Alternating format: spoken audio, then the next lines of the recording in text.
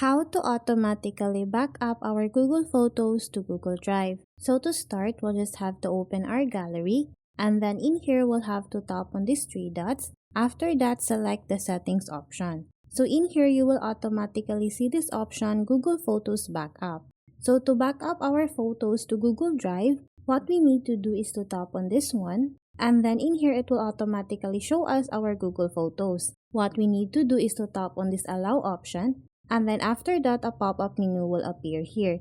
In here, as you can see, this option, backup photos and videos on this device automatically is now toggled on. So what we need to do to proceed the process is to simply tap on this get started option. And then after that, it will now start automatically backing up our photos to Google Drive. If you suddenly want to stop backing up your photos, what you need to do is to tap on this profile picture, and then after that, tap on this backup option, and then in here, tap again on this backup option, and then after that, in here, you can now toggle this one off. So that's how easy we can automatically back up our Google Photos to Google Drive. Thanks for watching, and if you find this video helpful, please don't forget to subscribe, hit the like button, and then the notification bell so you won't miss any of our future videos. See you on the next one.